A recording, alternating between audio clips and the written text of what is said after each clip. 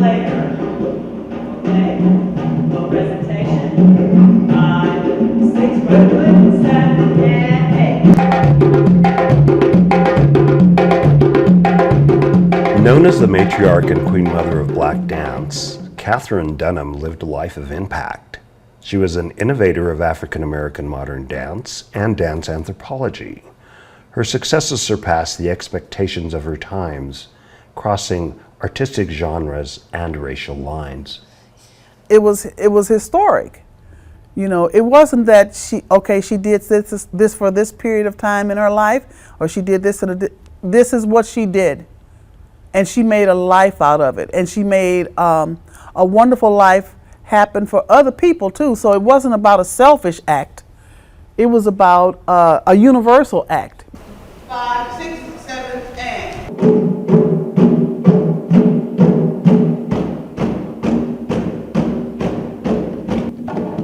Katherine Dunham infused American dance styles with the rhythms and movements of other cultures. For over 30 years, an international community of dancers and scholars has converged in St. Louis for the Katherine Dunham Authentic Technique Seminar. Katherine Dunham was able to merge together being a scholar, a dancer, an activist, and I feel like that's very similar to my life as a scholar in academia, as an activist out in the streets trying to make change, and also in the dance studio. And it's a beautiful way to be able to merge those things together, where I feel like in academia, for me, it's very separate. A lot of people say you can only be an academic or you can only be a dancer, and then she's the reason why you can continue to do all three together. So that's the biggest thing that I learned from Miss Dunham. My name is Aimee Maclouf. I'm French. I'm coming from Paris. I came all over from Paris to St. Louis to attend the seminar. And actually, I have discovered the Dunham's technique in Paris. All the moments are very special because having the masters teaching us, it's like we are going back in the past. And they are talking about the way they have been taught by Miss Dunham.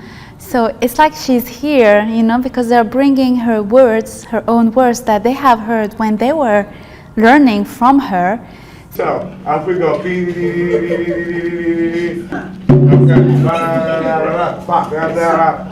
6, and. Many of the classes are taught by master instructors, those who were trained by and danced for Ms. Dunham. The rhythms of Ms. Dunham's anthropological research continue to be heard today, played by those who accompanied her in the studio. Ms. Dunham's research, her anthropological research, reaches out to all cultures all over the world. And so it is very important that that entity is a part of the seminar. Ms. Dunham categorized the study as primitive rhythms. Now, people may understand or hear ethnic dance, world dance, cultural dance. You know, it's taken on various names, but still, in theme, it's studying the cultures, and Miss Dunham, I should say, primitive rhythms, studying their cultures, their rhythms, and their folkways, their mores, and which is how she, of course, developed the Dunham technique through these different cultures.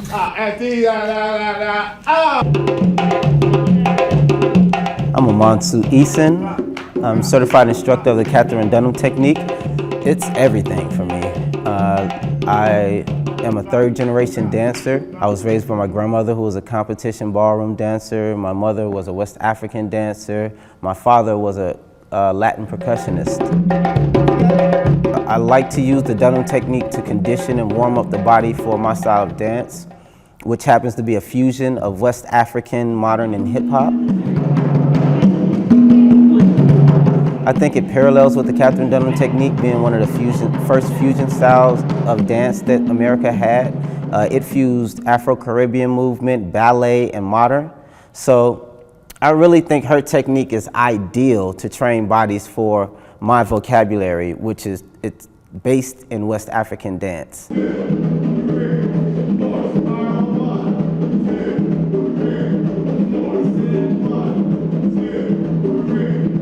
Ever since taking Dunham as a student at Sacramento State University for the African Caribbean program as a dance major, I discovered Dunham technique, and right away I knew that this was the singular most important technique needed for all Latin dancers. Cha, cha, cha. We're salsa dancers, we're known for what we're doing, and for me this is a great experiment and experience where I can be out of my boundaries. Dunham isolations are famous, right? 2, 3, 4, 5, 6, 7, 8, 1. So just getting to practice them in such a regimented way, it's like the movement comes without even thinking about it. I think that the evolution of her technique happened as a result of her wanting to authenticate the dances that she experienced when she went to Haiti, when she went to Jamaica, when she went to Cuba, because we weren't doing those kind of movements in this country, you know. And certainly when you're talking about the square dances, her having interviewed former slaves, the children of former slaves, to document movement is important in the preservation of the culture, you know, receive the movements and understanding of the movements from people who actually did the dances. 5, 6, 7, 8, 1, 2. Already a world-renowned dancer and choreographer, Miss Dunham settled in East St. Louis in the late 1960s. There she established the Katherine Dunham Performing Arts Training Center and the Children's Workshop. I've been doing Dunham technique since I was 5, so that's like 20-something odd years. I always say I don't know where I would be without Dunham technique. So I grew up in the Katherine Dunham Museum Children's Workshops for underprivileged youth in East St. Louis. And so that made a huge impact. It taught me so much about myself culturally. And so it's funny now, so when I teach children now, I make references to things like Nina Simone or To Be Young, Gifted and Black or Langston Hughes, and these are things I just grew up learning, knowing, and that are not taught.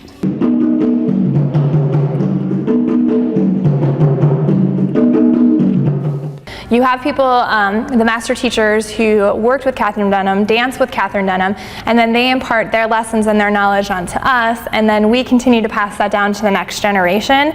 So we're really following African tradition, life, and culture here with the elders and their knowledge and experience, passing it on to a new generation and next generation so that Katherine Dunham continues to live on as she should.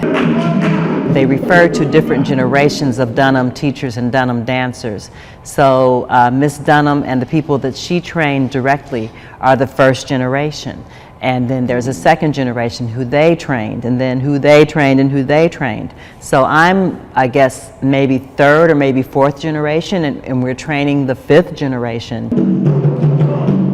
So we do talk about not just the Dunham family, as in we bring our own children and our own offspring into the tradition, but also there are generations of Dunham teachers, and the technique has evolved as well. And so you might take a class from someone who is considered first or second generation, and it's going to be a little bit different. For instance, Theo is really an old school type of teacher in the way that he instructs. I was introduced to the Dunham technique in the womb. And I've pretty much been doing it my whole life. It really is a family of people, that African style of family where cousins are not cousins, they're brothers and sisters. And like Miss Street and Theo Jameson, just the other day, I always called him Mr. Jameson, and he was like, "Child, call me Uncle." I was like, "Really?" He said, "You my baby. Call me Uncle Theo." And it's because I've been coming to this thing since I was really little.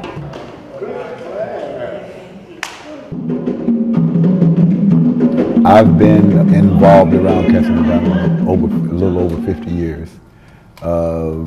Initially, it didn't hit off with me well, and but it was the only thing in town at the time that would keep you out of trouble. So I had to make a decision, and for some good reason I picked Dunham. And ever since then, my life has been a completely different kind of circle.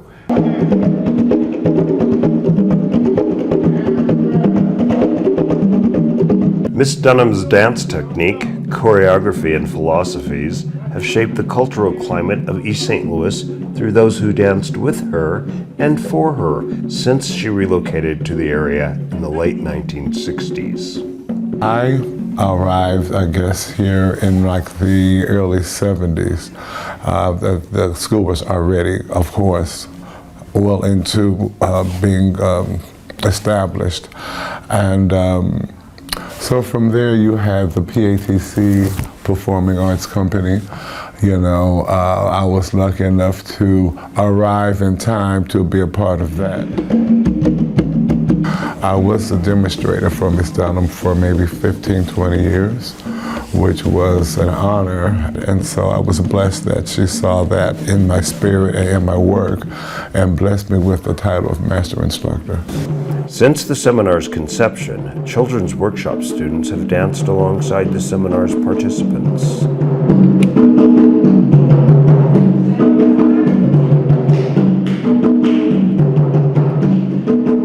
Being able to share, you know, reaching out to the younger people, you know, it's very important. Miss Dunham loved children, loved children.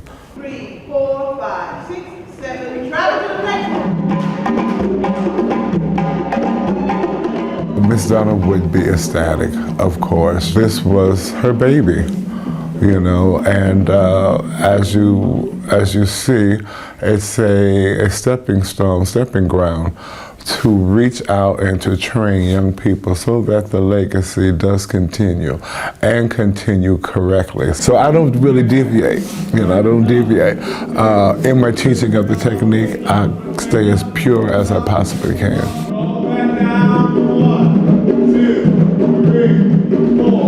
The basic Dunham technique class, you can begin on the floor or you can actually start at the bar. But it's very important that in the work that the feet, the legs, and the back are warmed up before you actually go into the heavy work. Of course, Ms. Dunham emphasized breathing. We start our classes always with breathing exercises. So you have your floor, your bar, then you have your isolations. After isolations, you go into progression across the floor.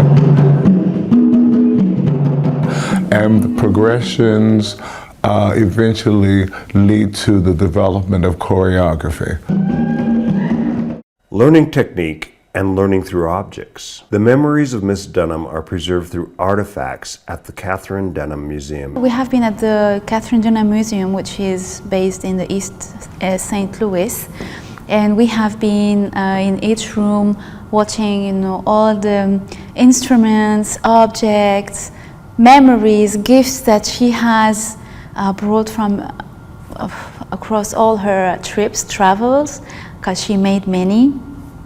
And it has been incredible, especially in her office, because they brought like her office and all the awards that she had during her career, her life. And I mean, we could really feel her spirit. She was here. It's like she could come from, you know, another room and say, yes, like I'm here, and please go see what I have done. And that's really amazing. Things, papers, like things that have been left in the houses and that are just, you know, have been abandoned, which is a pity because these are proofs, these are memories that shouldn't be forgotten. Only a fraction of Miss Dunham's collection is on display. The rest is in boxes, waiting for curation and funding. It's all her work, time, effort, energy, thinking, thoughts would be perpetuated. Do we say that in English? Yes. Yeah. I think that's what she would feel. The museum is run by the Katherine Dunham Foundation, but largely staffed by volunteers like Ruby Street, who recognize imminent threat to the Dunham legacy. What's left in East St. Louis is certainly the Katherine Dunham Museum. And I don't know what the lack of empathy is for the Katherine Dunham Museum, but we're not getting the kind of support that we need worldwide either. You know, it's not just East St. Louis. Because at one point in time, we got a lot of recognition for the things that Miss Dunham was doing in East St. Louis. And I don't know if it's because of Miss Dunham's transition or what it is. I can't imagine. I would not like to think that it's the lack of cultural concerns at this point, because we need it now more than we needed it when she had to come to East St. Louis. In 2014, the museum was threatened with foreclosure and continues to face financial woes. Without further support, the museum and its artifacts will be lost. Not only as a master instructor, but I think anyone at this particular time, the certified instructors and the master instructors all have a charge to continue in working with the Dunham legacy. Definitely when you visit the museum and see the places where she actually, you know, walked the grounds, you do feel her presence, and you understand how important it is to be in this place. Well, she called herself a non-theistic mystic, and so there is a mysticism about the whole Dunham experience. Yes. How do you feel about the job you did in class today? Look at yourself. Look at yourself in the mirror. Who is that? And let's give honor to ourselves. Love yourself before you can love anyone or anything else, yes? Yes. Her essence, her spirit, her technique, her philosophies, her theories, bringing it into my life and making it an everyday thing versus, oh, I'm here for the seminar. I would love to keep it in my life each and every day. The spirit of Katherine Dunham continues to encourage dancers to live their lives to the fullest potential. Dunham technique is in my blood.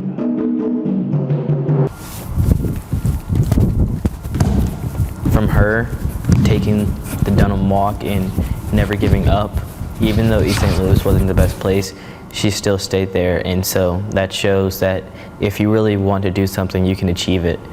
And so I just always take with me how she chose East St. Louis and got her own dance company there and made her mark, and so eventually I want to make my own mark. I remember one instance when we were at university, I think it was in Florida, and we were doing class, and the rhythms were going so well, and I was really excited. I was really into the dance, and I was just gone. And Miss Dunham, she looked over and she says, "Well, Theodore," she said, "the class is for the students."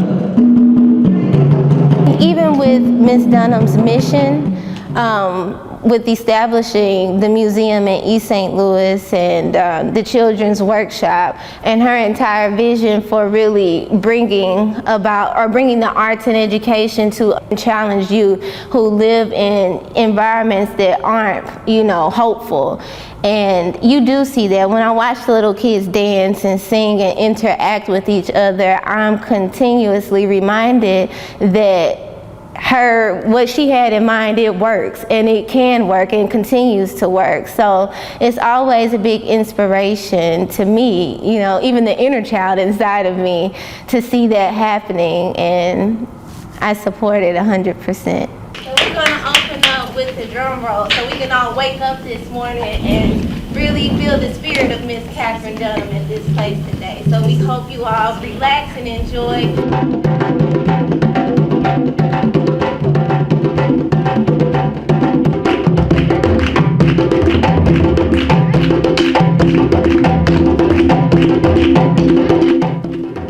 Katherine Dunham's legacy continues in those who dedicate themselves to preserving her life, joy, and technique.